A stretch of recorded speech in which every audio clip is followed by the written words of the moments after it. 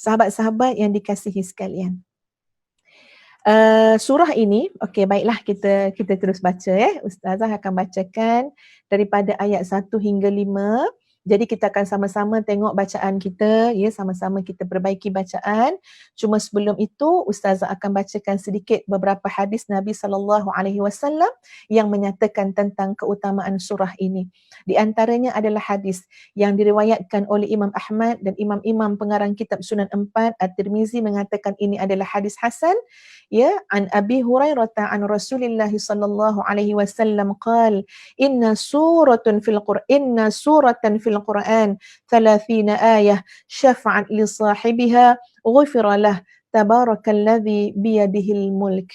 Diriwayatkan daripada Abu Hurairah daripada Nabi sallallahu alaihi wasallam bersabda, sesungguhnya ada satu surah dalam Al-Quran, 30 ayat isi kandungan surah itu yang boleh memberi syafaat kepada pemiliknya. Sahibuha. Siapa sahibuha? Pemiliknya adalah orang yang selalu bacanya. Pemiliknya adalah orang yang beramal dengan isi kandungannya. Orang itu akan diampunkan dosanya. Iaitu surah Tabarakalladzi biyadihil mulk yang merujuk kepada surah Al-Mulk.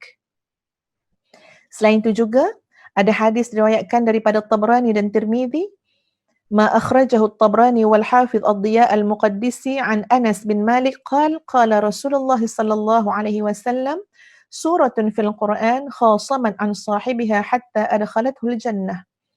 Hadis diriwayatkan oleh At-Tabrani, Al-Hafiz Ad-Diya Al-Maqdisi daripada Anas bin Malik, dia berkata, Nabi sallallahu alaihi wasallam bersabda, ada satu surah dalam Al-Quran yang berdebat, membela pemiliknya, yakni pembacanya, sampai surah itu memasukkan orang itu ke dalam syurga. Maknanya debat-debat, peguam bela sungguh ni, ya, bela sahibuha, bela pemiliknya, yakni orang yang beramal dengan ayatnya, yang membaca ayatnya, sampai dipastikan orang itu boleh masuk syurga. Masya Allah, dengan izin Allah. Ya, dengan rahmat Allah. Surah itu adalah Tabarakalladzi biyadihil mulk, iaitu surah Al-Mulk. Hadis yang diriwayatkan oleh At-Tirmizi daripada Ibnu Abbas mengenai penamaan surah Al-Mulk dengan nama Al-Waqiyah, Bil-Waqiyah wal-Munjiyah adalah hadis di mana Nabi SAW menyebut hiya al-mani'ah, hiya al-munjiyah, tunjihi min azabil qabr.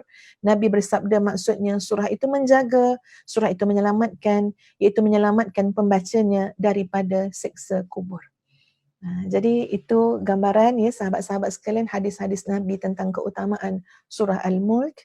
InsyaAllah mari kita baca sama-sama ayat 1 hingga ayat 5. Ya, insyaAllah nanti kita hafazkan. Nanti kita baca pula ayat ni masih kita solat sunat, tuan-puan sekalian.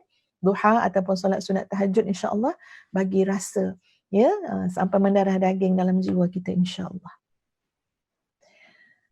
A'udzu billahi minasy syaithanir rajim. Bismillahirrahmanirrahim.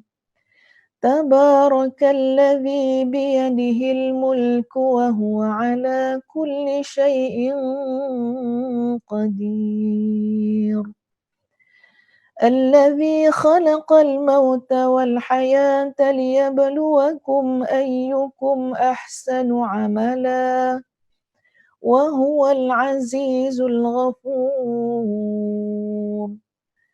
الذي خلق 7 سماوات طباقا ما ترى في خلق الرحمن من تفاوت فارجع البصر هل ترى من فطور ثم ارجع البصر كرتين ينقلب إليك البصر خاسئا وهو حسير ولقد زينا السماء الدنيا بمصابيح وجعلناها رجوما للشياطين وأعتدنا لهم عذاب السعير. Sadaqallahul Azim.